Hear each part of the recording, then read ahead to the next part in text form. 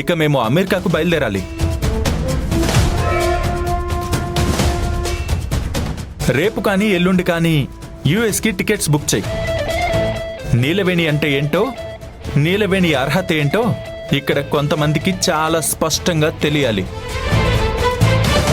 తెలుస్తుందిలే.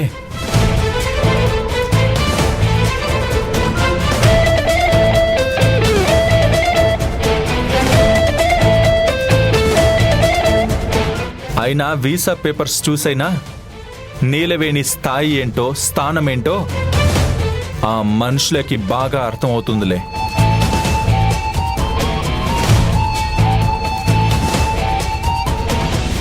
సరే, tickets book చేశాక నాకు కాల్ చేయి.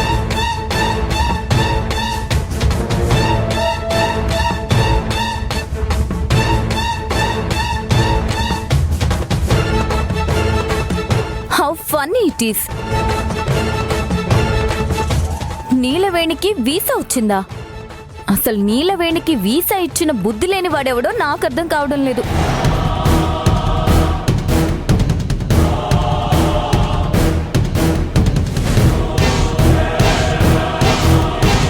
క్రికెటే తెలియని ఒక మామూలు మనిషి చేతిలో ఒక బ్యాట్ పెడితే ఏమవుతుంది?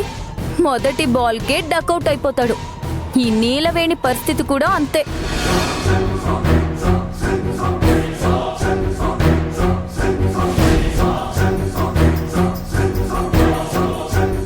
కాన్సులేట్ లో అడిగే ప్రశ్నలకి కనీసం ఎస్ ఆర్ నో అని కూడా సమాధానం చెప్పలేని పని మనిషికి అసలు వాళ్ళు వీసా ఎలా ఇచ్చారు?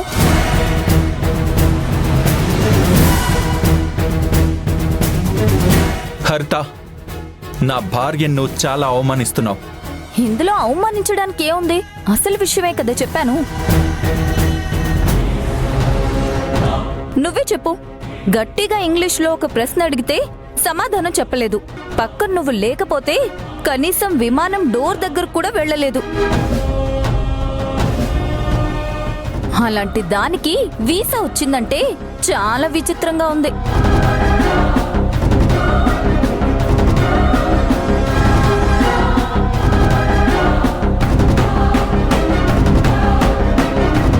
హరిత, ఏంటిది? ఒకరిని తక్కువ చేసి మాట్లాడడం తప్పు. ఒకరిని మరీ అంత చులకనగా హేళన చేయడం గొప్ప విషయం కాదు. Be in your limits. Limits లో ఉండాలా? ఎందుకు డాడ్? ఖచ్చితంగా లిమిట్స్ దాటుతాను. ఎందుకంటే అత్తయ్యను అవమానించడానికి తారక్ గొప్పలకి పోతున్నాడు.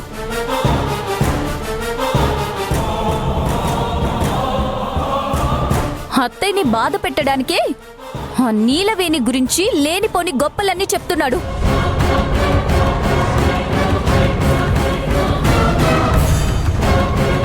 అత్తయ్యకి ఇంత అవమానం జరుగుతుంటే నేనెందుకు చూస్తూ ఊరుకుంటాను?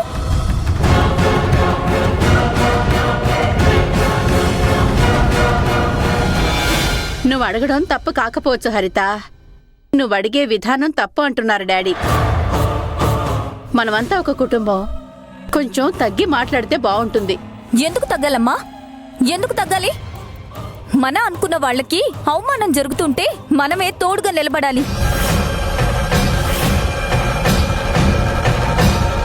అత్తయ్యకి ఇక్కడ అవమానం జరుగుతుంది కాబట్టే తనకి తోడుగా నేను నిలబడ్డాను.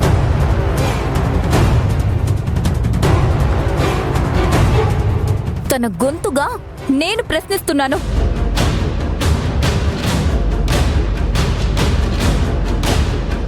ఒకప్పుడు అత్తయ్యపై ద్వేషంతో ఈ నీలవేణి మెళ్ళో తారక్ తాళి కట్టాడు. అత్తయ్యని అవమానించడానికే పని మనిషిని తీసుకెళ్లి CEO అనే పెద్ద పదవిలో కూర్చోబెట్టాడు.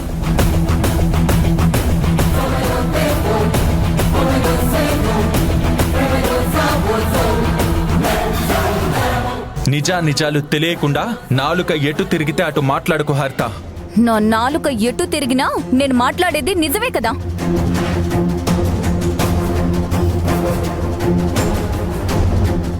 అలా అడుగు హరిత.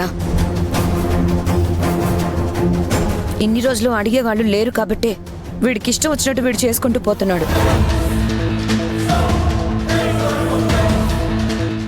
చూడు హరిత,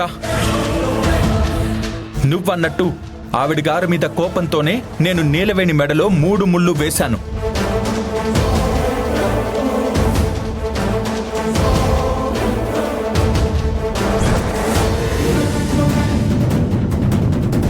కానీ ఆ 3 ముళ్లతోనే నీలవేణి నా జీవితాన్ని మార్చేసింది.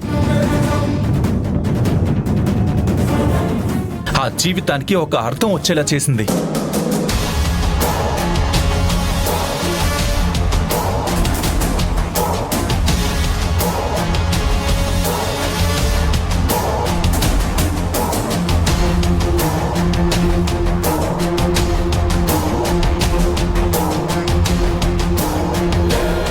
నీలవేణి తన కొత్త ఆలోచనలతో కంపెనీకి సీఈఓ అయింది.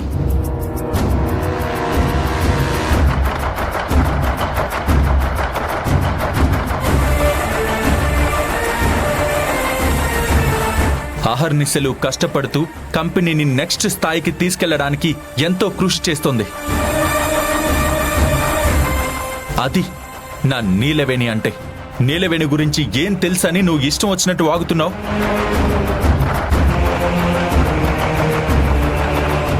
తన అభిమానం ముందు ఏ ఒక్కరూ దాటి ముందుకు వెళ్ళలేరు.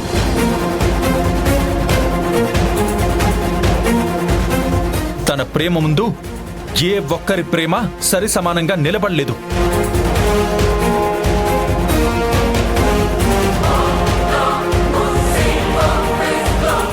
ఏ విషయంలో అయినా కుటుంబం కోసం త్యాగం చేయాల్సి వస్తే ఆ త్యాగం చేయడానికి కూడా నీలవేణి వెనకాడదు.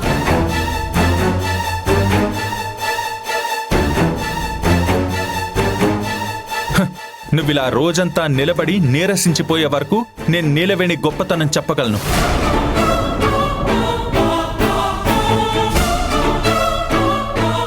అలాంటి నీలవేణి గురించి నువ్వు తప్పుగా మాట్లాడుతున్నావు హరిత. సరే తారక్, నువ్వు చెప్పింది నేను ఒప్పుకుంటాను. కానీ నీలవేణిని నీ సహాయం లేకుండా యుఎస్ వెళ్ళి రమ్మని చూద్దాం.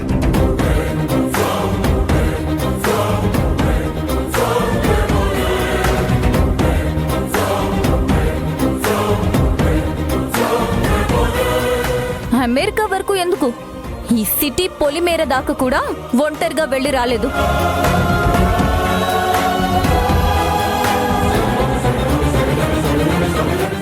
అలాంటి దాన్ని నువ్వు సీఈఓ అనే పదవిలో కూర్చోబెట్టావు.